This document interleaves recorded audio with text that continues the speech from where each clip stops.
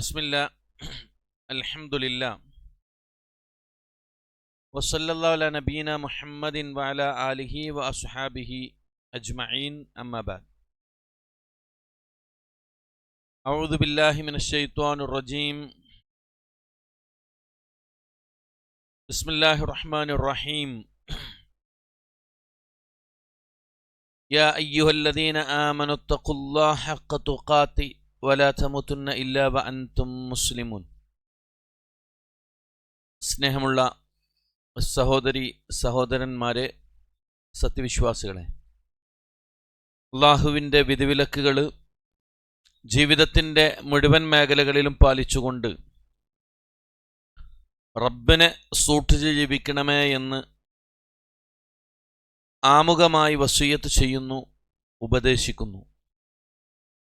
നമ്മൾ ഏത് സൂറത്താ പഠിക്കുന്നത്? സൂറത്തുൽ മുഅ്മിനൂൻ അല്ലേ? എന്താ മുഅ്മിനൂൻ എന്ന് പറഞ്ഞാൽ?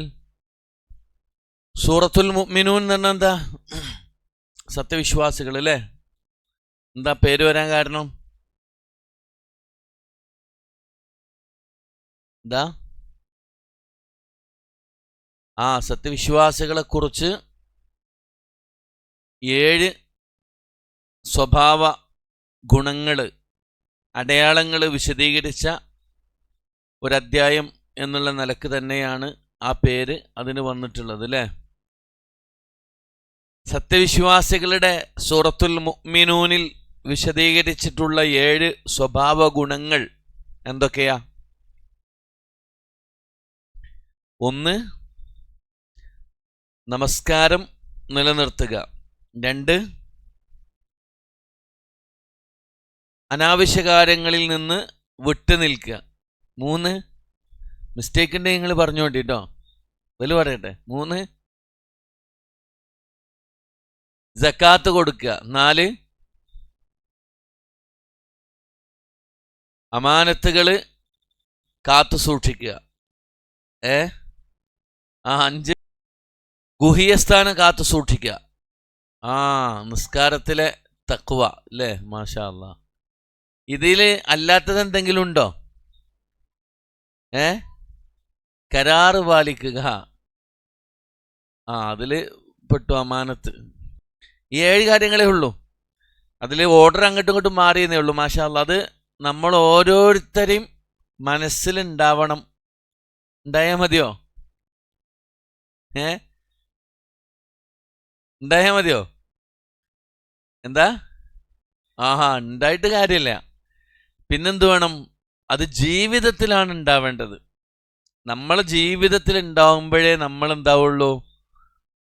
യഥാർത്ഥ വിശ്വാസികൾ, അതായത് വിജയിച്ച വിശ്വാസികളുടെ കൂട്ടത്തിൽ നമ്മൾ പെടുള്ളൂ. ഇന്ന് മഗ്‌രിബ് നിസ്കരിച്ചപ്പോൾ നമുക്ക് ആ സൂക്ഷ്മത തഖ്വ കിട്ടിയിരിക്കണോ? അതോ മുന്നിലുള്ള ആളെ നമ്മൾ, അല്ലെങ്കിൽ വേറെ നാളെ എന്തൊക്കെ ചെയ്യേണ്ടത്, അല്ലെങ്കിൽ നാളെ കുട്ടികളെ എവിടുന്നൊക്കെ എടുക്കേണ്ടതെന്നൊക്കെ ചിന്തിച്ചിരിക്കണോ മഗ്‌രിബ് നിസ്കാരത്തിൽ? ആലോചിച്ച് നോക്കി. അപ്പം നമ്മൾ ശ്രദ്ധ നിസ്കാരത്തിലില്ലെങ്കിൽ എന്തല്ല, ഇപ്പറഞ്ഞ വിശ്വാസികളുടെ കൂട്ടത്തിലുള്ള ആ വിശ്വാസിയുടെ നിസ്കാരത്തിൽ നമ്മൾ എന്ത് ചെയ്തില്ല?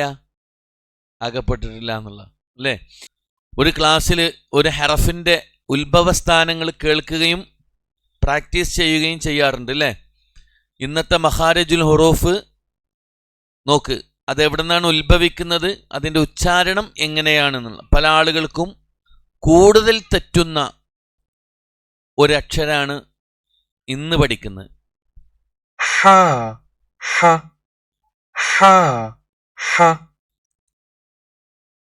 ജീമ് നമ്മൾ പഠിച്ചു കഴിഞ്ഞു അല്ലേ?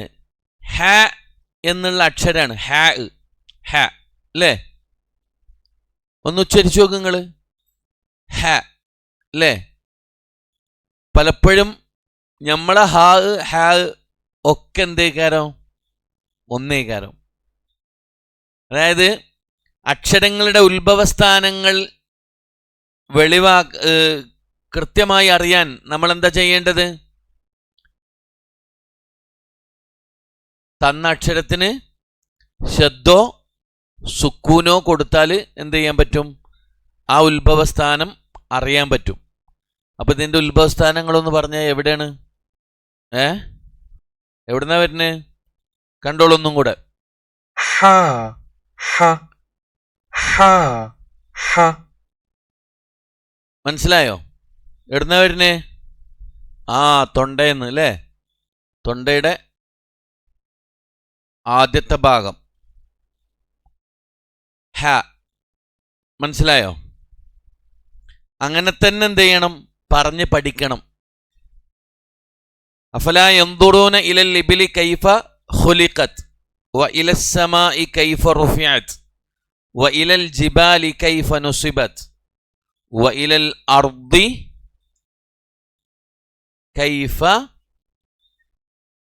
ഒന്നും കൂടി, സുതിഅത്, സുതിഹത്. ഹ, അവിടെയാണ് ഹ വരുന്നത്. അത് ഓതുമ്പോൾ പലരും തെറ്റിച്ചിട്ട് ഓതുന്നത് പലപ്പോഴും നമ്മൾ എന്ത് ചെയ്യാറുണ്ട്? കേൾക്കാറുണ്ട്. സുതിഹത് ഹ എന്നുള്ളത് ഹ ആയിട്ട് എന്ത് ചെയ്യൂല? ഉച്ചരിക്കൂല. ഓരോ ഉത്ഭവസ്ഥാനങ്ങൾ പഠിക്കുന്നത് എന്തിനാ? ആ ഉത്ഭവസ്ഥാനങ്ങളിൽ ആ അക്ഷരങ്ങൾ നമ്മൾ ഉച്ചരിച്ചിട്ടില്ലെങ്കിൽ നമുക്ക് നമ്മുടെ നാവിന് വഴങ്ങുന്ന രൂപത്തിലാണ് ഉച്ചരിക്കുന്നതെങ്കിൽ അർത്ഥത്തിൽ വലിയ വ്യത്യാസം ഉണ്ടാകും. അതുകൊണ്ട് ഖുർആൻ പാരായണത്തിൽ നമ്മൾ ഗൗരവത്തിൽ എന്ത് ചെയ്യണം? അറബി അക്ഷരങ്ങളുടെ മഖ്റജുകൾ മനസ്സിലാക്കണം, പഠിക്കണം എന്നുള്ളതാണ് ഇതുകൊണ്ട് അർത്ഥമാക്കുന്നത്. അത് കേവലം കേട്ട് പോകാതെ സ്ഥിരമായി പ്രാക്ടീസ് ചെയ്താൽ മാത്രമേ എന്താകുള്ളൂ? നമുക്കത് മാറ്റിയെടുക്കാൻ പറ്റുള്ളൂ. ഇപ്പം നമ്മളൊക്കെ പഠിച്ചൊരു ഉത്ഭവസ്ഥാനം ഉണ്ടാവും. നമ്മൾ മദർസിന്ന് ചെറുപ്പത്തിലേ പഠിച്ചു വെച്ചൊരു സാധനം ഉണ്ടാവും. അത് നമുക്ക് മാറ്റാൻ കുറച്ച് പ്രയാസമാണ്. വിശുദ്ധ ഖുർആനെ സംബന്ധിച്ചിടത്തോളം തജ്വീദ് നിയമങ്ങൾ മനസ്സിലാക്കിയ ഒരു വ്യക്തി പിന്നെ ഒരിക്കലും അത് തെറ്റിച്ചിട്ട് ഓതാൻ പാടില്ല എന്നാണ്. അത് പഠിച്ച ഒരാൾ അത് തെറ്റിച്ചിട്ട് ഓതാൻ പാടില്ല. അതുകൊണ്ട് പരമാവധി ഇപ്പം നമ്മൾ ഒരു ആയത്താണ് ഓതുന്നതെങ്കിൽ ആ ആയത്ത് തജ്വീദോട് കൂടി ഓതുക എന്നുള്ള ഒരു കൃത്യമായ ഒരു എന്താ പറയാന്, ആ ഒരു തീരുമാനം നമ്മൾ എടുക്കണം. നമ്മൾ ഒന്നായിട്ട് ഓതി തീർക്കാൻ വേണ്ടിയിട്ട് ഒരു കടമ കഴിച്ചിട്ട് ഓതിയാൽ തെറ്റാണ്, കൂടുതൽ ഗൗരവമാണ്. എന്നാൽ ഒരായത്ത് തജ്വീദോട് കൂടി ഓതുന്നതാണ് അതിലേറെ എന്ത് നല്ലത്. മനസ്സിലായോ? ഒരു പേജ് ഒന്നായിട്ട് ഓതി തീർക്കണം വിചാരിച്ചിട്ട് അങ്ങോട്ട് യാസീൻ വൽ ഖുർആനിലൊക്കെ ഇന്നക ലമിനൽ മുർസലീൻ അലാ സിറാത്തിൽ മുസ്തഖീം എന്ന് പറഞ്ഞിട്ട് പോയാൽ ഒന്നും ഉണ്ടാവില്ല. മറിച്ച് അള്ളാന്റെ റസൂല് പറഞ്ഞെന്താ? ഖുർആൻ വറത്തിലിൽ ഖുർആന തെർത്തീല. അങ്ങനെ തന്നെ ഓതി പഠിക്കണം.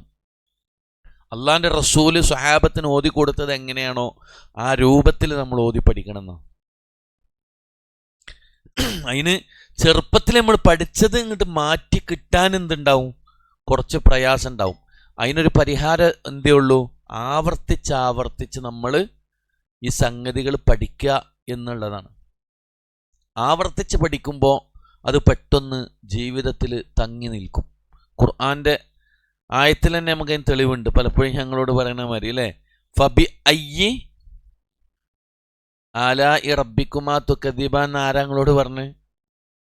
അതാണ് ഞാൻ ഫബി അയ്യി എന്നല്ലേ പറഞ്ഞിട്ടുള്ളൂ. ഒരുപാടില്ലേ ഫബി അയ്യി കൊണ്ട് തുടങ്ങണേ? ആലാഇ റബ്ബിക്കുമാ തുകദിബാൻ നിങ്ങൾ എന്തുകൊണ്ടാ ഓതിയത്? അത് ഏറ്റവും കൂടുതൽ ആ സൂറത്തിൽ ആവർത്തിച്ചു വന്നിട്ടുണ്ട്. 31 തവണ ആവർത്തിച്ചു വന്നിട്ടുണ്ട്. അപ്പം എന്ത് ചെയ്തു? നമുക്ക് പെട്ടെന്ന് കിട്ടി. മനസ്സിലായിട്ടോ? ഇതേപോലെ ഏതൊരു കാര്യവും അതല്ല ഈ മനഃശാസ്ത്രന്മാരൊക്കെ പറയുന്നത് കേട്ടില്ല നിങ്ങൾ?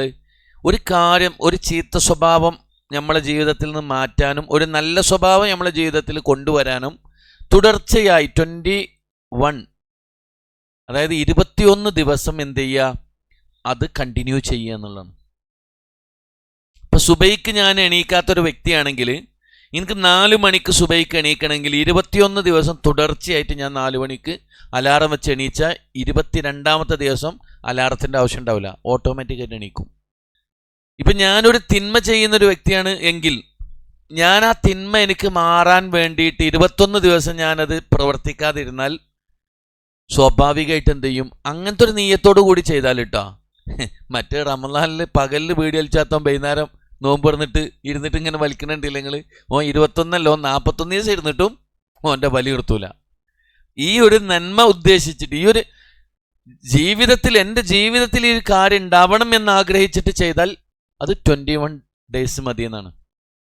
അപ്പോൾ കൃത്യമായിട്ട് നമ്മളുടെ ജീവിതത്തിൽ ഒരു കാര്യം നമ്മൾ എന്ത് ചെയ്യുക? തുടർച്ചയായി ചെയ്തുകൊണ്ടിരിക്കുക. അതേപോലെ തന്നെ അറബി അക്ഷരങ്ങളുടെ ഉത്ഭവസ്ഥാനങ്ങൾ കൃത്യമായി മനസ്സിലാക്കുക. ഇതൊക്കെ നമ്മൾ ജീവിതത്തിൽ പ്രാക്ടിക്കലാക്കിയാൽ നമ്മളെ കൊണ്ട് കൊണ്ടുവരാൻ പറ്റും. ഇപ്പോൾ കുറേ ആൾക്കാർ ചിന്തിക്കണ്ട, ഞാനൊക്കെ വയസ്സായില്ലേ, ഇതൊന്നും ഇപ്പം എന്നെ കൊണ്ട് കൂട്ടിയാൽ കൂടൂല എന്ന് ചിന്തിക്കുന്ന ഒരവസ്ഥ ഒരിക്കലും നമുക്കുണ്ടാവാൻ പാടില്ല. കാരണം എന്താ? ഇതിന് വയസ്സിൻ്റെ കണക്കില്ല. അതന്നെ, ഇതിന് വയസ്സിൻ്റെ കണക്കില്ല. മനസ്സിലാണ്ടോ? അതുകൊണ്ട് കൃത്യമായിട്ട് നിങ്ങൾ എന്ത് ചെയ്യണം? നമ്മൾ ചെയ്യുന്ന അല്ലെങ്കിൽ നമ്മൾ പഠിക്കുന്ന കാര്യങ്ങൾ പ്രാക്ടിക്കലാക്കാൻ, ജീവിതത്തിൽ കൊണ്ടുവരാൻ ശ്രദ്ധിക്കുക. അതാണ് ഏറ്റവും വലിയ ഖൈർ, വിജയം എന്നൊക്കെ പണ്ഡിതന്മാർ വിശദീകരിച്ചിട്ടുള്ളത്. നമ്മളുടെ ജീവിതത്തിൽ കഴിവിൻ്റെ പരമാവധി നന്മകൾ കേൾക്കുമ്പോൾ അത് കൊണ്ടുവരാൻ കഴിയണം. അതുകൊണ്ടല്ലേ സ്വഹാബത്തിൻ്റെയൊക്കെ ജീവിതം നോക്കി നിങ്ങൾ. നബി സല്ലല്ലാഹു അലൈഹി വസല്ലമയുടെ മകൾ ഫാത്തിമ റളിയല്ലാഹു അൻഹ, പലപ്പോഴും ഞാൻ പറഞ്ഞ കാര്യമാണ്. ഫാത്തിമ റളിയല്ലാഹു അൻഹ നബിയോട് വന്നിട്ടൊരു വേലക്കാരനെ നിശ്ചയിച്ചു തരണം എന്ന് പറഞ്ഞു, അല്ലേ? ആ വേലക്കാരനെ നിശ്ചയിച്ച് തരണം എന്ന് പറഞ്ഞ സമയത്ത് അള്ളാന്റെ റസൂൽ ഓൽക്ക് പഠിപ്പിച്ചു കൊടുത്തൊരു ദിക്റുണ്ട്. ഈ ദുനിയാവിലുള്ളതിനേക്കാൾ ഉത്തമമാണെന്ത് അത് എന്ന് പറഞ്ഞു കൊടുക്കുകയാണ്. എന്നിട്ട് എന്താ പറഞ്ഞു കൊടുത്തേ? കിടക്കുമ്പോൾ സുബ്ഹാനല്ലാഹ് 33 വട്ടം, അൽഹംദുലില്ലാഹ് 33 വട്ടം, അല്ലാഹു അക്ബർ 34 തവണ പറയണമെന്ന്. അന്നത്തെ രാത്രി നബി അവർക്ക് ചൊല്ലിക്കൊടുത്തു. അവിടുന്ന് അവരെ ചൊല്ലി. ആ രാത്രി മുതൽ പിന്നീട് ഒരൊറ്റ രാത്രിയിലും അവരത് ചൊല്ലാൻ എന്ത് ചെയ്തിട്ടില്ല? മറന്നു പോയിട്ടില്ല എന്നാണ്. അലി റളിയല്ലാഹു അൻഹു പറയുന്നുണ്ട്, സുഫീൻ യുദ്ധം നടക്കുമ്പം ഞാൻ മാനസികമായിട്ട് ഏറെ തളർന്നു നിൽക്കുന്ന സമയമാണെന്നാ. കാരണം എന്താ? ഒരു മനുഷ്യന് തകർന്നു കഴിഞ്ഞാൽ പിന്നെ ഓന് ചിലപ്പോൾ നന്മ ചെയ്യുന്നതിലൊക്കെ വിരക്തി ഉണ്ടാവും. ആ ഒരു പ്രയാസം താങ്ങാനാവാതെ ഉണ്ടാകാം. അത്തരം സന്ദർഭത്തിൽ പോലും നബി തങ്ങൾ അന്ന് പഠിപ്പിച്ച ആ ദിക്ർ ഞാൻ ചൊല്ലാൻ മറന്നുപോയിട്ടില്ല എന്നുള്ള. ഇത് ഞാൻ പറയാൻ തന്നെ തുടങ്ങിയിട്ട് നിങ്ങൾ ചിലപ്പോൾ എത്ര പ്രാവശ്യം കേട്ടിട്ടുണ്ടാവും? ഇത് ഒരുപാട് വട്ടം കേട്ടില്ലേ? ഇന്നലെ രാത്രി കിടന്നപ്പോൾ ചൊല്ലിനോ? ഇല്ലല്ലേ? ചൊല്ലിയവരുണ്ട്, ചൊല്ലാത്തവരും ഉണ്ട്. അല്ല ചോദിക്കും, നമ്മളെ അവസ്ഥ അങ്ങനെയാണ്. നമ്മൾ എന്ന് പറഞ്ഞാൽ ഒരു ദിവസം കേൾക്കും, ഒരു ആഴ്ച ചിലപ്പോൾ തുടർച്ചയായിട്ട് ഉണ്ടാവും, അല്ലെങ്കിൽ 4 ദിവസം ഉണ്ടാവും. അത് കഴിഞ്ഞാൽ പിന്നെ ആ ഭാഗം തന്നെ ഇല്ലാതെ. ഒരിക്കലും അങ്ങനെ ആവരുത് എന്നാ. ഒരു കാര്യമാണ് നമ്മൾ ചെയ്യുന്നതെങ്കിൽ അത് സ്ഥിരമായി ചെയ്യുക. മറ്റെന്തോ വെച്ചാൽ നമ്മൾ 2 ദിവസം ചെയ്യും, മറക്കും, 4 ദിവസം ചെയ്യും, പിന്നെ അത് ചെയ്യൂല, പിന്നെ അതങ്ങനെ പോവും. പിന്നെ അടുത്ത റമദാൻ വേണ്ടി വരും രാത്രിയൊക്കെ നിസ്കരിക്കാൻ.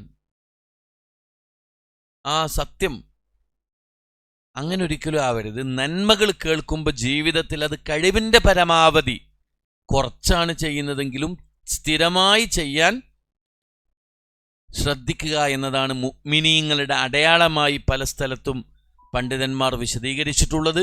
അത് ആമുഖമായി ഞാൻ സൂചിപ്പിച്ചെന്നേ ഉള്ളൂ. ഇൻഷാ അല്ലാഹ് 17ാമത്തെ ആയത്താണ് ഇനി നമുക്ക് പഠിക്കാനുള്ളത്. അതൊന്ന് കേട്ടോക്ക്.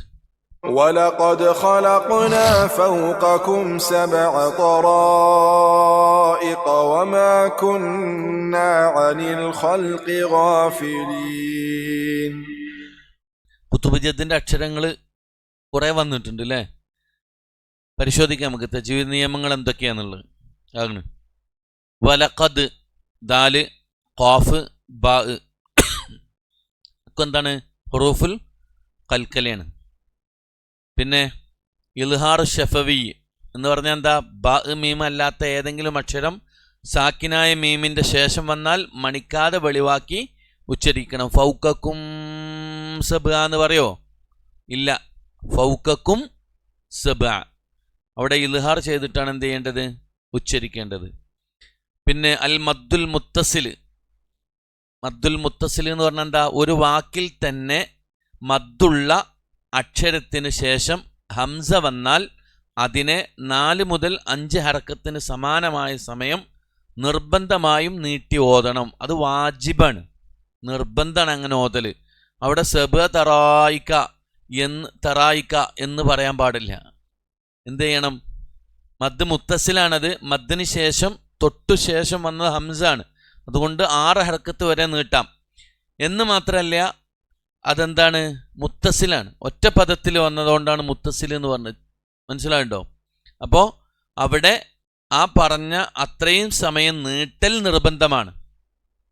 പിന്നെ വമാ കുന്ന ശദ്ദുള്ള നൂന് വന്നാൽ ഇദ്ഗാമും ബിയുന്നയാണ്. അത് മണിച്ചുകൊണ്ടാണ് എന്ത് ചെയ്യേണ്ടത്?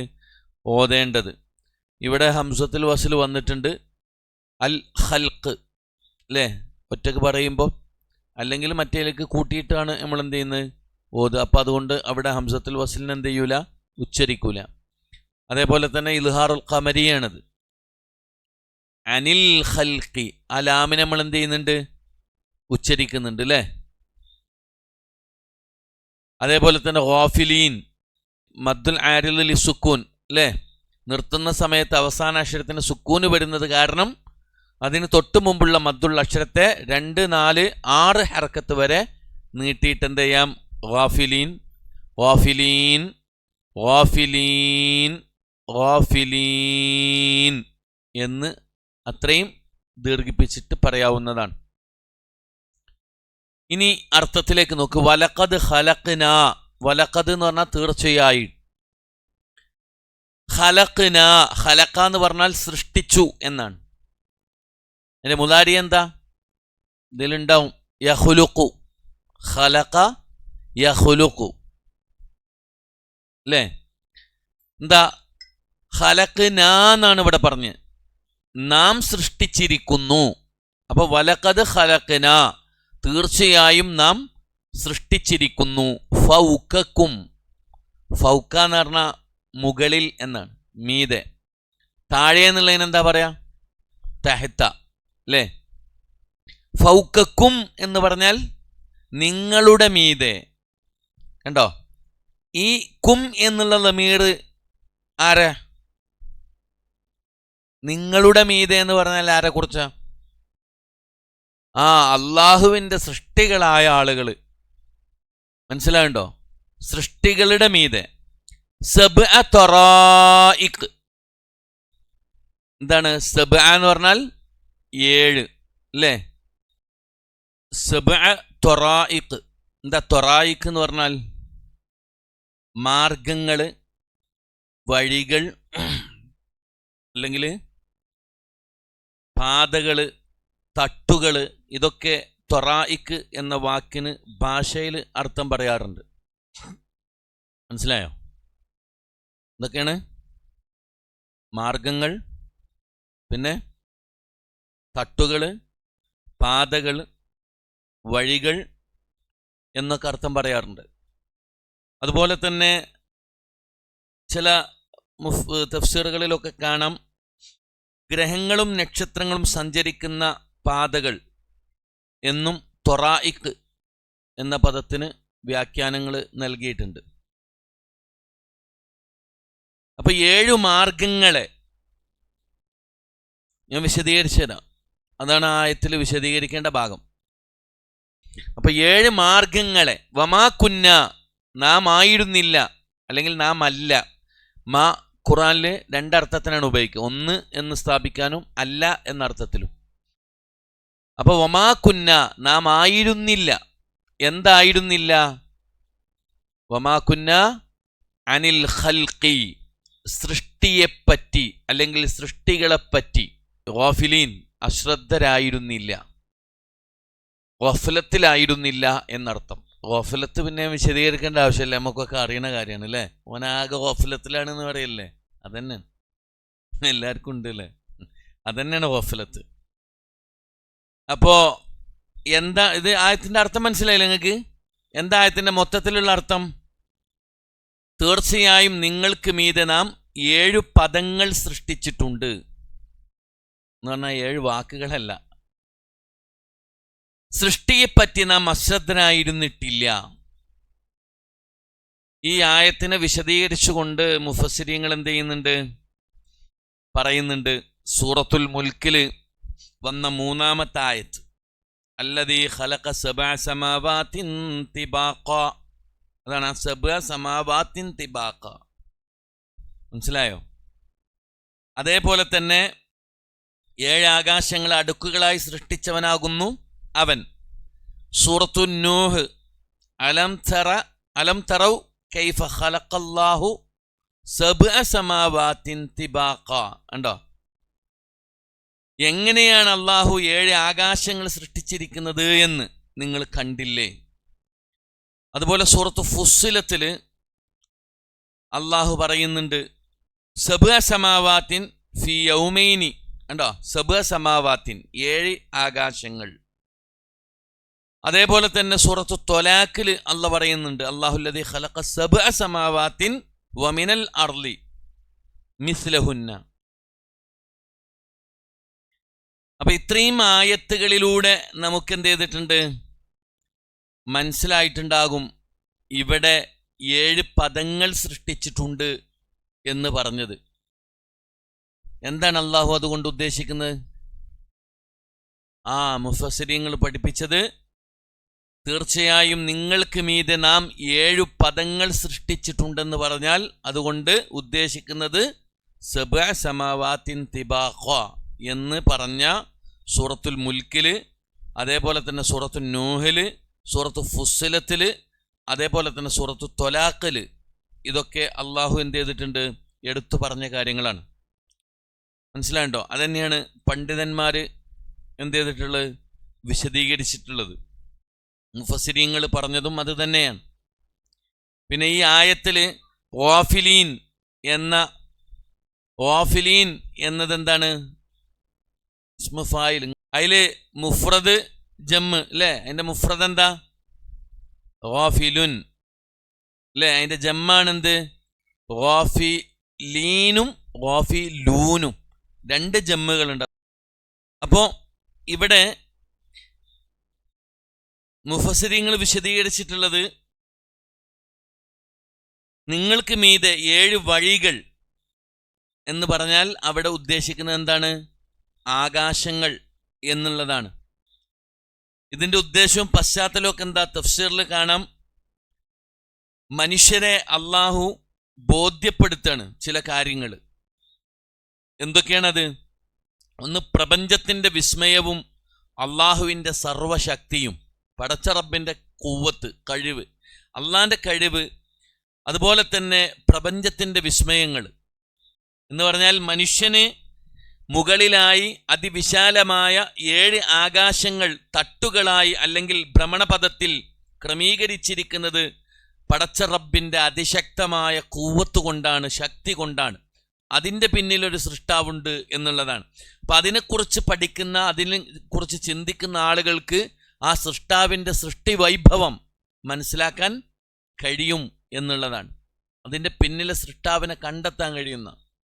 നമ്മൾ പഠിച്ചിട്ട് എവിടെ എത്തിയിട്ടുള്ളൂ? 7 ആകാശങ്ങളിലേക്ക് എത്തിയിട്ടില്ല.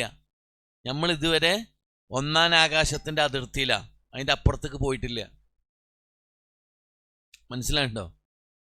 എന്നിട്ട് തന്നെ എന്താണ്, നമുക്ക് ഈ ആകാശങ്ങളുടെ അത്ഭുതങ്ങളെക്കുറിച്ച് പഠിക്കുന്ന ഏതൊരാൾക്കും കൃത്യമായിട്ട് അവൻ്റെ ജീവിതത്തിൽ അതിൻ്റെ സൃഷ്ടി വൈഭവത്തെക്കുറിച്ച് മനസ്സിലാക്കാൻ കഴിയും. നിങ്ങൾ ആലോചിച്ച് നോക്കി, നമ്മളെ കൊണ്ട് പറ്റും. ഇപ്പം ഈ ചെറിയ ടേബിള് ഒരു ഭാരമില്ല, കനൊന്നുമില്ല ഈ സാധനം. ഇത് നിൽക്കണമെങ്കിൽ പോലും എന്ത് വേണം? 4 കാല് വേണം. എന്നാൽ ഇതിൻ്റെ എത്രയോ കോടാനുകോടി പ്രവിശാലമായി കിടക്കുന്ന ആകാശം ഒരു തൂണുമില്ലാതെയാണ് എന്ത് ചെയ്യുന്നത്? നിൽക്കുന്നത്. ഒന്ന് ആലോചിച്ച് നോക്കുക, അതിൻ്റെ അത്ഭുതം എത്രയെന്ന്. അത് മതി പടച്ച റബ്ബിനെ കണ്ടെത്താനും അള്ളാഹുവിൽ വിശ്വസിക്കാനും പടച്ച റബ്ബിൻ്റെ സൃഷ്ടി വൈഭവത്തിൻ്റെ മഹത്വം മനസ്സിലാക്കാനും ആ ഒറ്റൊന്നു മതി. അതുകൊണ്ടല്ലേ ആകാശത്തിലേക്ക് നിങ്ങൾ നോക്കുന്നില്ലേ എന്ന് പറഞ്ഞ അള്ളാഹു, നോക്കിയാൽ മതി, എന്നാൽ തന്നെ എന്ത് ചെയ്യും? കാണാൻ കഴിയും. 1-ാം ആകാശമാണ് നമുക്ക് കാണാൻ പറ്റുന്നത്. അതിൻ്റെ അതേപോലെയുള്ള 7 ആകാശങ്ങളുണ്ട് എന്നുള്ള അള്ളാഹ് തന്നെ വ്യത്യസ്തമായ സൂറത്തുകളിലൂടെ നമുക്ക് എന്ത് ചെയ്തു? പഠിപ്പിച്ചു തന്നു. ഉണ്ട് എന്നുള്ള ശാസ്ത്രമൊക്കെ കണ്ടെത്തുന്നത് എന്താണ്? പല സത്യങ്ങളും വിശുദ്ധ ഖുർആൻ മുമ്പേ 1500 വർഷങ്ങൾക്ക് മുമ്പ് എന്ത് ചെയ്തിട്ടുണ്ട്? ഖുർആൻ പ്രഖ്യാപിച്ചിട്ടുണ്ട്. ശാസ്ത്രലോകത്ത് വളരെ വളരെ പരിമിതമായ കാര്യങ്ങൾ മാത്രമാണ് എന്ത് ചെയ്തിട്ടുള്ളത്? ഇന്ന് യാഥാർത്ഥ്യമായിട്ട് അവരൊക്കെ അംഗീകരിക്കുന്നത്. മാത്രമല്ല, ചില ആളുകൾ കണ്ടെത്തിയത് തന്നെ എത്രയേ ഉള്ളൂ? ഭൂമി, സൂര്യൻ, പിന്നെ അങ്ങോട്ട് പോയിട്ടുള്ള ഗ്രഹങ്ങളെക്കുറിച്ചാണ്. ആകാശങ്ങൾ തന്നെ എത്ര ഉണ്ട്? 7 തട്ടുകളുണ്ട് എന്നാ. ഒന്നിനുമീതെ ഒന്നായി 7 ആകാശങ്ങളിലും അള്ളാന്റെ റസൂല് പറഞ്ഞൊരു ഹദീസിൽ നമുക്ക് കാണാൻ പറ്റും. 7 ആകാശങ്ങളിലും എന്തുണ്ട്? മലക്കുകൾ കാവൽക്കാരായിട്ടുണ്ട് എന്ന് പ്രവാചകൻ സല്ലല്ലാഹു അലൈഹി വസല്ലമ പറഞ്ഞ ഹദീസിൽ കാണാം. ജിബ്രീലുമായി നബി സല്ലല്ലാഹു അലൈഹി വസല്ലമ ഇസ്രാ മിഅ്റാജ് നടന്നില്ലേ? ആ ആകാശാരോഹണ യാത്രയിൽ അള്ളാന്റെ റസൂലിനെ ജിബ്രീൽ കൊണ്ടുപോകുമ്പം ആകാശത്തിന്റെ കവാടങ്ങൾ തുറക്കാൻ പറയുമ്പോൾ മലക്കൾ ചോദിക്കുന്നുണ്ട്, ആരാ കൂടുള്ളത്? മുഹമ്മദ് നബിയാണെന്ന് പറയുമ്പോൾ തുറന്നു കൊടുക്കണ്ടല്ലോ. ഇത് ഒരാകാശത്തുള്ളതല്ല, 7 ആകാശത്തും അതിൻ്റെ അപ്പുറത്താണ് എന്തുള്ളത്? അർശുള്ളത് എന്നതാണ് നമ്മൾ മുമ്പുള്ള ആയത്തുകളിൽ സൂറത്തുൽ അംബിയായിൽ പഠിച്ചിട്ടുണ്ട്. നമ്മളിത് സൂറത്തുൽ അംബിയായിൽ ഞാനത് വിശദീകരിച്ചിട്ടുണ്ടായിരുന്നു, എൻ്റെ ഓർമ്മ ശരിയാണെങ്കിൽ. അപ്പൊ പടച്ച റബ്ബിന്റെ സൃഷ്ടിപ്പ്, അള്ളാഹുവിൻ്റെ ആ ഖുവ്വത്ത്, ശക്തി, അള്ളാഹുവിൻ്റെ കഴിവുകൾ, ഇതൊക്കെയാണ് ഇതിലൂടെ എന്ത് ചെയ്യുന്നത്? അള്ളാഹു നമുക്ക് കാണിച്ചു തരുന്നത്. മാത്രമല്ല, അതിൻ്റെ സംരക്ഷണവും കരുതലും.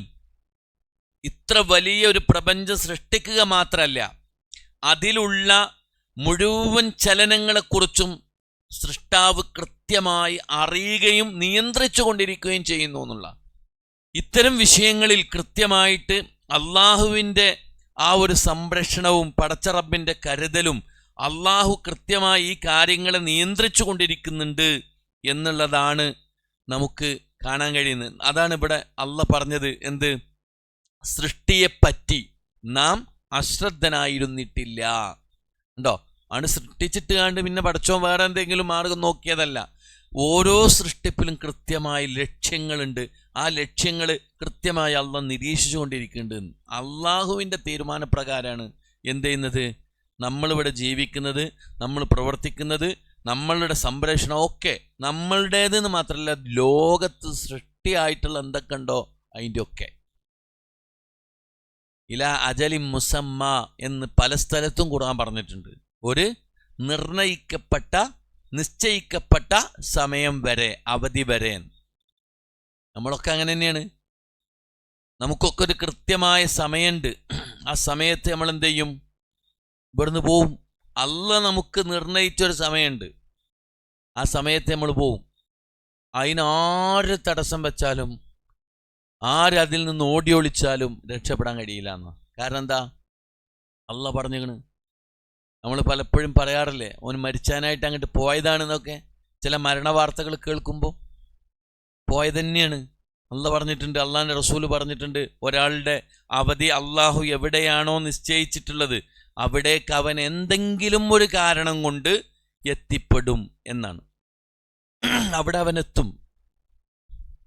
അപ്പൊ ഇത് അള്ളാഹുവിൻ്റെ നിയന്ത്രണത്തിലാണ് എന്ന ആ ഒരു ചിന്ത നമുക്കുണ്ടാവണം. കാരണം അള്ളാഹു ആ സൃഷ്ടിപ്പൊക്കെ നടത്തിയിട്ടാണ് അള്ളാഹ് ഇത് ശ്രദ്ധിക്കാതെ പോകുന്നില്ല. അതാണ് ഇവിടെ ഗാഫിലി എന്ന് പറഞ്ഞ്. നാം എന്തല്ല? അശ്രദ്ധനല്ല. സൃഷ്ടിയെപ്പറ്റി കൃത്യമായി നിരീക്ഷിച്ചു കൊണ്ടിരിക്കുന്നുണ്ട്. അല്ലേ? നിങ്ങൾ ആലോചിച്ച് നോക്കി. ഇപ്പം നമ്മളെ മുന്നിൽ ഒരു ക്യാമറ ഉണ്ടെങ്കിൽ നമ്മൾ എന്ത് ചെയ്യും? ജോലി ചെയ്യുന്ന ഓഫീസിൽ ഒരു ക്യാമറ ഉണ്ട്. നമ്മൾ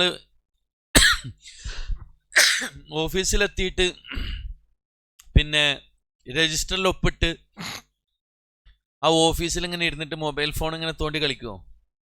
കാരണം എന്താ? ക്യാമറൻ്റെ സ്ക്രീനിങ് അവസാനം എവിടേക്കാരോ നമ്മളെ മേലുള്ള ഉദ്യോഗസ്ഥൻ്റെ അല്ലെങ്കിൽ നമ്മളെ ആരാണോ ഏൽപ്പിച്ച ഉത്തരവാദിത്തം അവരുടെ കയ്യിലൊക്കെ ഈ കാര്യം. ഇപ്പം എന്താ ഉണ്ടാവുക? നമുക്കൊരു ശ്രദ്ധ ഉണ്ടാവും. നമ്മളെ ഏൽപ്പിച്ച പണി എന്താണോ അത് കൃത്യമായിട്ട് നമ്മൾ ചെയ്യും. കാരണം എന്താ? നമ്മളെ കണ്ണുക്ക് ഇങ്ങനെ നോക്കിക്കൊണ്ടിരിക്കുന്ന ഒരാളുണ്ടാവും. അപ്പോൾ അങ്ങനെ ഒരു ക്യാമറ നമ്മളെ മുന്നിലുണ്ടെങ്കിൽ നമ്മൾ കാണിക്കുന്ന ഒരു സൂക്ഷ്മത ഉണ്ട്. ഇപ്പോൾ ഡ്രൈവിങ് ചെയ്തു പോകുമ്പോൾ ക്യാമറ ഉള്ളിടത്ത് നിന്ന് ഹെൽമെറ്റ് വെക്കുന്ന ആൾക്കാരെ കണ്ടില്ല നിങ്ങൾ? അതേപോലെ തന്നെ സീറ്റ് ബെൽറ്റ് ഇടുക. ബാക്കിൽ നിന്ന് ഞാനൊക്കെ എത്രയോ സ്ഥലത്ത് കണ്ടിട്ടുണ്ട്. ഹെൽമെറ്റ് ഇല്ലെങ്കിൽ എന്ത് ചെയ്യുക? ബാക്കിലുള്ളവൻ ഇറങ്ങി നടക്കുക. ഭാര്യ ഇറങ്ങി നടക്കുന്നുണ്ട്. ആ മലപ്പുറം പാലത്തുമേലൊക്കെ ശരിക്കും കാണാൻ പറ്റും. മലപ്പുറം പാലത്തുമേ എന്ത് ചെയ്യും? അതിൻ്റെ തുടക്കത്തിലുണ്ട് ഇറങ്ങും ഭാര്യ, എന്നിട്ട് കുട്ടീനായിട്ട് അങ്ങനെ നടക്കും, എന്നിട്ട് അപ്പുറത്തെത്തിയിട്ട് കയറും. എന്തുകൊണ്ടാണ് ആ ഒരു ശ്രദ്ധ? ആ ക്യാമറ മുന്നിലുണ്ട്. അതിലെങ്ങാനും ഇത് പെട്ടാൽ 500 റുപ്യ പോക്കറ്റിൽ നിന്നാണ് പോകും അല്ലേ? നിങ്ങൾ ആലോചിച്ച് നോക്കി. പടച്ച റബ്ബ് പറയാണ്, ഇന്ന റബ്ബക ലബിൽ മിർസ്വാദ്. നിന്റെ റബ്ബ് നിന്നെ സദാസമയവും നിരീക്ഷിച്ചു കൊണ്ടിരിക്കുന്നുണ്ട്. അള്ളാന്റെ ക്യാമറ 24 hours എന്തുണ്ട്? നമ്മളെ മേലെ വർക്ക് ചെയ്യുന്നുണ്ട്. എന്നിട്ട് എന്താ ഞമ്മക്ക് ആ ശ്രദ്ധ ഇല്ലാത്ത? എന്താ പേടില്ലാത്ത? ഫൈന് വരൂല എന്നുള്ളതാണ് അല്ലേ? പക്ഷെ വരൂട്ടോ. എവിടുന്ന്? അപ്പൊ നമ്മളിങ്ങനെ ചോദിക്കും, മാലി ഹാദൽ കിതാബ്, ഇതെന്തൊരു ഗ്രന്ഥമാണ്? ഞാൻ ചെയ്തു പോയ ചെറുതും വലുതുമായ എല്ലാ കാര്യങ്ങളും ഒന്നും വിടാതെ ഇതിൽ രേഖപ്പെടുത്തിയിട്ടുണ്ടല്ലോ എന്ന് നമ്മൾ അവിടെ എത്തിയിട്ട് എന്ത് ചെയ്യും? വിലപിക്കുമെന്നാണ് ഖുർആൻ പറഞ്ഞത്. അതുകൊണ്ട് അതിൻ്റെ മുമ്പ് നമുക്ക് എന്ത് ചെയ്യാൻ പറ്റണം? ഇതുപോലുള്ള ക്യാമറകളിൽ നമ്മൾ കാണിക്കുന്ന സൂക്ഷ്മത നമ്മളുടെ ജീവിതത്തിൽ അള്ളാഹ് നിരീക്ഷിച്ചു കൊണ്ടിരിക്കുന്നുണ്ട് എന്ന ചിന്തയോടുകൂടി നമുക്ക് എന്ത് ചെയ്യാൻ പറ്റണം? നന്മകൾ ചെയ്യുന്ന കാര്യത്തിൽ മുന്നേറാൻ കഴിയണം. തിന്മകളിൽ നിന്ന് വിട്ടു നിൽക്കാൻ കഴിയണം. അതാണ് നമ്മൾ ശ്രദ്ധിക്കേണ്ടത്. മനസ്സിലായുണ്ടോ? അപ്പോൾ ഈ ആയത്തിൽ ഇനി എന്തെങ്കിലും നിങ്ങൾക്ക് സംശയമുണ്ടോ? ഇല്ലല്ലോ. ഇതിൽ പിന്നെ ഇവിടെ പറഞ്ഞില്ലേ സൃഷ്ടിയെപ്പറ്റി നാം അശ്രദ്ധനായിരുന്നിട്ടില്ല എന്നുള്ളത്. അതിൻ്റെ വിശദീകരണമാണിത്. സൂറത്തുൽ അൻആമിൽ അള്ളാഹു പറഞ്ഞ ഇൻദഹു മിഫ്താഹുൽ ഗൈബി ലാ യഅലമുഹാ ഇല്ലാ ഹുവ വയഅലമു മാ ഫിൽ ബർരി വൽ ബഹർ വമാ തസ്ഖുതു മിൻ വറഖത്തിൻ ഇല്ലാ യഅലമുഹാ വലാ ഹബ്ബത്തിൻ ഫീ ദുലുമാത്തിൽ അർദ് വലാ റത്ബിൻ വലാ യാബിസിൻ ഇല്ലാ ഫി കിതാബിൻ മുബീൻ എന്ന് പറഞ്ഞാൽ എന്താ? അവൻ്റെ പക്കലാകുന്നു അദൃശ്യകാര്യത്തിൻ്റെ ഖജനാവുകൾ. അവനല്ലാതെ അവ അറിയുകയില്ല. മറഞ്ഞ കാര്യം അള്ളാഹ്ക്കല്ലാതെ ലോകത്തൊരാൾക്കും അറിയില്ല. ലോകത്ത് അള്ളാഹ്ക്കല്ലാതെ മറഞ്ഞ കാര്യം ഒരാൾക്കും അറിയില്ല. പ്രവാചകന്മാർക്ക് പോലും അറിയില്ല എന്നാ. അള്ളാഹ് അറിയിച്ചു കൊടുത്താലല്ലാതെ. നബി സല്ലല്ലാഹു അലൈഹി വസല്ലമയുടെ അരികിൽ വന്നിട്ടേ കുറച്ച് ആൾക്കാർ പറഞ്ഞു, ഞങ്ങളെ നാട്ടിൽ കുറേ ആളുകൾ ഇസ്ലാം സ്വീകരിച്ചിട്ടുണ്ട്, അവർക്ക് മര്യാദയ്ക്ക് ഖുർആൻ ഓതാൻ അറിയില്ല, അവർക്ക് ഖുർആൻ പഠിപ്പിച്ചു തരാൻ ഞങ്ങൾക്ക് എന്ത് ചെയ്യണം? ആളുകളെ വിട്ടുതരണം. അള്ളാന്റെ റസൂൽ 70ഓളം സഹാബികൾ എന്ത് ചെയ്തു? ഖുർആൻ ഹാഫിളീങ്ങളായ 70ഓളം സഹാബികൾ അവർക്ക് വിട്ടുകൊടുത്തു. പക്ഷെ അവരുടെ ലക്ഷ്യം വേറെ. ഇനി ഖുർആൻ പഠിച്ചോലെ കൊല്ലണം എന്നായിരുന്നു അവരുടെ ലക്ഷ്യം ഉണ്ടായിരുന്നത്. നബിക്ക് അറിയില്ലായിരുന്നു അതിനാണെന്നുള്ളത്. നബി വിട്ടുകൊടുത്തു. വഴിയിൽ വെച്ചിട്ട് എന്ത് ചെയ്തു? അവരെ കൊന്നു. അള്ളാന്റെ റസൂൽ പിന്നീടാണ് അത് അറിയുന്നത്. ആലോചിച്ച് നോക്കി നിങ്ങൾ. അറിയായിരുന്നെങ്കിൽ അള്ളാന്റെ റസൂൽ കൊല്ലാൻ വേണ്ടി വിട്ടുകൊടുക്കുവോ? ഉഹദ് യുദ്ധത്തിൽ പങ്കെടുക്കുമ്പോൾ നബി ശത്രുക്കൾ കുഴിച്ചു വെച്ച കുഴിയിൽ വീണിട്ടാണ് നബിന്റെ പല്ല് പോകുന്നത് അല്ലേ? സ്വന്തം മുമ്പിലുള്ള കുഴി പോലും നബിക്ക് അറിയാൻ പറ്റിയില്ല. മദീനത്തെ പള്ളി അടിച്ചുവരിയിരുന്ന ആ സ്ത്രീ മരണപ്പെട്ടപ്പോ റസൂലുള്ള അറിഞ്ഞില്ല. മദീനത്തന്നെയുള്ള റസൂലുള്ള അറിഞ്ഞില്ല. ഇന്നത്തെ പോലെ ഫോണൊന്നുമില്ല ഇനി. മനസ്സിലായോ? നബി പള്ളി മുറ്റടിച്ചു വരാൻ വരാതെ കണ്ടപ്പോൾ ചോദിച്ചു, എവിടെ പോയി? നബി അവരിന്നലെ മരിച്ച് അവരെ കബറിടാണ് ഇതെന്ന് കാണിച്ചു കൊടുക്കണം സ്വഹാബത്ത്. ആലോചിച്ച് നോക്ക് നിങ്ങൾ. അപ്പൊ റസൂലുള്ളാഹിക്ക് പോലും എന്ത് ചെയ്യൂല? മറഞ്ഞ കാര്യം അറിയില്ല. അള്ളാഹ് അറിയിച്ചു കൊടുത്താലല്ലാതെ. ചിലതൊക്കെ അള്ളാഹു അറിയിച്ചു കൊടുത്തിട്ടുണ്ട്. ചില കാര്യങ്ങളൊക്കെ അള്ളാഹു അറിയിച്ചു കൊടുത്തിട്ടുണ്ട്. ഇല്ലാ മനിർത്തലാമിൻ റസൂൽ എന്നാണ് ഖുർആനിൽ തന്നെ അള്ളാഹ് പറഞ്ഞത്. അള്ളാഹിന്റെ റസൂലിൽ നിന്ന് അവൻ തൃപ്തിപ്പെട്ടവർക്കല്ലാതെ എന്ത് ചെയ്തിട്ടില്ല? അറിയിച്ചു കൊടുത്തിട്ടില്ല. അതുകൊണ്ട് വിശ്വാസപരമായി നമ്മൾ അവിടെയൊക്കെ എന്ത് ചെയ്യണം, ശ്രദ്ധിക്കണം. അതുകൊണ്ടല്ലേ ലുക്മാൻ തൻ്റെ മകനോട് പറഞ്ഞില്ലേ, എന്താ പറഞ്ഞേ, മോനെ ഷിർക്കിൽ നിന്ന് നീ എന്ത് ചെയ്യണം, ഷിർക്കിൽ നിന്ന് നീ എന്ത് ചെയ്യണം, ഇന്ന ഷിർക്കല ദുൽമുൻ അലീം, അത് മഹാപാതകമാണ്, അക്രമമാണെന്ന് തിരിച്ചറിയണമെന്ന് ചെറുപ്പത്തിലേ പഠിപ്പിച്ചു കൊടുക്കുകയാണ്. അതുകൊണ്ടാണ് ഓരോ മാതാക്കൾക്കും പിതാക്കൾക്കും മക്കളോടുള്ള ബാധ്യതകളിൽ അള്ളാഹുവിൻ്റെ റസൂല് പഠിപ്പിച്ച 3 ബാധ്യത ഉണ്ട്. പറയാൻ പറ്റുമോ? ഒന്നാമത്തെ ബാധ്യത എന്താ? ഇംഗ്ലീഷ് മീഡിയത്തിൽ പഠിപ്പിച്ച് ഡോക്ടറാക്കണമെന്നാ, അല്ലെങ്കിൽ വലിയ വിദ്യാഭ്യാസം കൊടുത്തിട്ട് ഉയർന്ന ശമ്പളം വാങ്ങുന്ന ആളാക്കണമെന്നാ? ആണോ? അല്ല. പിന്നെന്താ? വിശ്വാസപരമായി ആ കുട്ടിയെ എന്ത് ചെയ്യണം, ശുദ്ധീകരിച്ചെടുക്കണം. വിശ്വാസപരമായിട്ട് എന്ത് ചെയ്യണം, ശുദ്ധീകരിക്കണം. കൃത്യമായിട്ട് തൗഹീദ് പറഞ്ഞു കൊടുക്കണം. അത് മാതാപിതാക്കളുടെ ബാധ്യതയാണ്, അല്ല പള്ളിക്കൽ ഉസ്താദുമാരുടെ ബാധ്യതയല്ല കേട്ടോ. ശരിക്ക് പഠിച്ചോളി. ലുക്മാൻ തൻ്റെ മകനോട് വിശ്വാസപരമായിട്ട് എന്ത് ചെയ്തിട്ടുണ്ട്, പറഞ്ഞു കൊടുത്തിട്ടുണ്ട്. ഒന്നാമത്തെ ബാധ്യത അതാ. രണ്ടാമത്തെ ബാധ്യത എന്താ അറിയോ? അത് ശരിയായാൽ രണ്ടാമത് ചെയ്യേണ്ട ബാധ്യത എന്താ? കർമ്മപരമായി മക്കളെ ഉപദേശിക്കണം എന്നാ. ലാ ഇലാഹ ഇല്ലല്ലാഹ് പറഞ്ഞു കൊടുത്താൽ, നിങ്ങളെ കുട്ടികളോടൊക്കെ, ചെറിയ കുട്ടികളോട് ചോദിച്ചു നോക്കി, അള്ളാഹു എവിടെയെന്ന് ചോദിച്ചാൽ ആകാശത്തിലാണ് എന്ന് പറയണം. നമ്മളെ മക്കൾ പറയണം. ആരോടാ പ്രാർത്ഥിക്കേണ്ടതെന്ന് വെച്ചാൽ അള്ളാഹുവിനോടാന്ന് പറയണം. അല്ലെങ്കിൽ അത് പഠിപ്പിച്ചു കൊടുക്കണം. അത് മാതാപിതാക്കളുടെ ബാധ്യതയാണ്. അത് കഴിഞ്ഞാൽ ലുക്മാൻ തൻ്റെ മകനോട് പറഞ്ഞ രണ്ടാമത്തെ ഉപദേശമാണ് എന്ത്? യാ ബുനയ്യ അഖിമിസ് സ്വലാത്ത്, മോനെ നീ നിസ്കാരം നിലനിർത്തണം. കണ്ടോ? നിസ്കാരം പഠിപ്പിച്ചു കൊടുക്കണം, നിസ്കരിക്കാൻ പഠിക്കണം. 7ാമത്തെ വയസ്സിൽ തന്നെ എന്ത് ചെയ്യണം? നിസ്കാരം ശീലിപ്പിക്കണം. 7ാമത്തെ വയസ്സിൽ തന്നെ നിസ്കാരം ശീലിപ്പിക്കണം. നമ്മൾ നിസ്കരിക്കുമ്പോൾ 7 വയസ്സായ കുട്ടിയുണ്ടോ വിളിച്ചു വരുത്തണം. ആ 1ാം വയസ്സിൽ തന്നെ കൊണ്ടുപോയിട്ട് നിർബന്ധിപ്പിച്ചൊന്നും നിസ്കരിപ്പിക്കേണ്ടതില്ല കേട്ടോ. അള്ളാഹിൻ്റെ റസൂല് പറഞ്ഞ 7ാമത്തെ വയസ്സിൽ നിങ്ങൾ ശീലിപ്പിക്കണം എന്നാ. ചില ആൾക്കാരൊക്കെ ജനിച്ച് 1ാമത്തെ വയസ്സാകുമ്പോൾ തന്നെ എന്ത് ചെയ്യും? ഈ ജാതി കാര്യങ്ങളൊക്കെ നിർബന്ധിപ്പിക്കും. അങ്ങനെ ചെയ്യാൻ പാടില്ല എന്നാണ്. അതിലൊക്കെ ഒരുപാട് മാതൃകയുണ്ട്. എന്താ മൗലവി, ഈ ചെറുപ്പത്തിൽ തന്നെ പഠിച്ചാൽ നല്ലതല്ലേ എന്ന കാര്യം ഇപ്പം നിങ്ങൾ ചിന്തിക്കുക അല്ലല്ലേ? ഓക്കെ. അതായത് റസൂലുള്ള പറഞ്ഞ കൃത്യമായ ശിക്ഷണത്തിലൂടെ ഒരു കുട്ടിയെ വളർത്തുകയാണെങ്കിൽ ആ കുട്ടി ഒരിക്കലും നമുക്ക് കൈവിട്ടു പോകില്ല. ഇല്ലെങ്കിൽ ദീനിനോടൊക്കെ നിങ്ങൾ ജനിച്ച് വീണ പാടന്നെ ഈ ദീനും ദീനൊക്കെ പറഞ്ഞു കൊടുക്കുമ്പോൾ തന്നെ എന്താവും? വേണ്ടില്ല എന്നുള്ള കുറച്ച് പ്രായത്തുമ്പോൾ ഓൽക്കണ് തോന്നും. അങ്ങനെ ഓൽ തെറ്റിപ്പോവും. അതുകൊണ്ട് റസൂലുള്ള പറയാ 7ാമത്തെ വയസ്സാകുമ്പോൾ കുട്ടിക്ക് നിസ്കാരം ശീലിപ്പിക്കണം. 10 വയസ്സായിട്ടും കുട്ടി നിസ്കരിച്ചില്ലെങ്കിലോ ഓട്ടോമാറ്റിക്കായിട്ട് നിസ്കരിക്കുന്നതാണ്.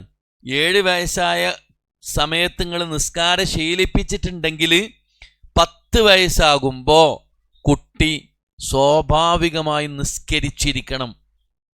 നിങ്ങളെ ശിക്ഷണത്തിൻ്റെ മഹത്വം അപ്പോഴേ എന്ത് ചെയ്യുള്ളൂ, അറിയാൻ പറ്റുള്ളൂ. മനസ്സിലായിട്ടോ? 10 വയസ്സായിട്ട് കുട്ടി നിസ്കരിച്ചില്ലെങ്കിലോ എത്ര മാതാപിതാക്കൾ ഇന്ന് അടിക്കുന്നുണ്ട്. അള്ളാഹിൻ്റെ റസൂല് അടിക്കണം എന്ന് പറഞ്ഞൊരു ഒറ്റ കാര്യമുള്ളൂ, അത് നിസ്കാരത്തിൻ്റെ വിഷയത്തിലാണ്. ഫദ്രിബൂഹും അലൈഹ ലിഅസ്രി സിനീൻ, അടിക്കന്നെ വേണം. അടിക്കേണ്ട സമയത്ത് അടിച്ചു വളർത്തണം. അപ്പം നമ്മളടിക്കും. എന്തിന്? ഇംഗ്ലീഷ് എഴുതിയിട്ടില്ലെങ്കിൽ നമ്മളടിക്കും. ട്യൂഷന് ടീച്ചർ പഠിക്കാൻ പറഞ്ഞാൽ പഠിച്ചിട്ടില്ലെങ്കിൽ നമ്മളടിക്കും. കുട്ടിക്ക് ചോറ് കൊടുക്കുമ്പോൾ ചോറുന്നില്ലെങ്കിൽ നമ്മൾ എന്ത് ചെയ്യും? അടിക്കും അല്ലേ? പക്ഷെ നിസ്കരിക്കാത്തതിൻ്റെ പേരിൽ അടിച്ച എത്ര മാതാപിതാക്കളുണ്ട് എന്നുള്ള ആലോചിച്ച് നോക്കി. അള്ളാഹിൻ്റെ റസൂല് പറഞ്ഞത് കൃത്യമാണ്. ആ 10 വയസ്സായിട്ട് കുട്ടി നിസ്കരിച്ചിട്ടില്ലെങ്കിൽ അവരെ അടിക്കണം എന്ന് പറഞ്ഞാൽ ഒറ്റ ദിവസം അടിച്ചാൽ മതി. 2ാമത്തെ ദിവസം കുട്ടി ഓട്ടോമാറ്റിക്കായിട്ട് നിസ്കരിക്കും. പിന്നെ പറയേണ്ട ആവശ്യം ഉണ്ടാവില്ല.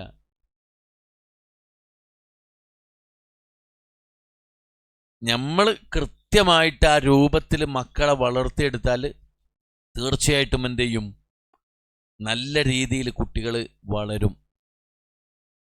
അതുകൊണ്ട് കൃത്യമായിട്ട് അള്ളാഹുവിൻ്റെ റസൂൽ സല്ലല്ലാഹു അലൈഹി വസല്ലം പഠിപ്പിച്ചതുപോലെ ദീന് കുറച്ചെങ്കിലും നമ്മളുടെ ജീവിതത്തിൽ നമ്മൾ പ്രാവർത്തികമാക്കി അത് നമ്മുടെ കുടുംബത്തിൽ, നാട്ടുകാരിൽ, കൂട്ടുകാരിൽ, നമുക്കറിയുന്നവരിലേക്കൊക്കെ പകർന്നു കൊടുക്കാൻ കഴിയുക എന്നുള്ളത് ഏറ്റവും വലിയൊരു അനുഗ്രഹമാണ്. അതേ പരലോകത്ത് നമുക്ക് ഉണ്ടാവുള്ളൂ.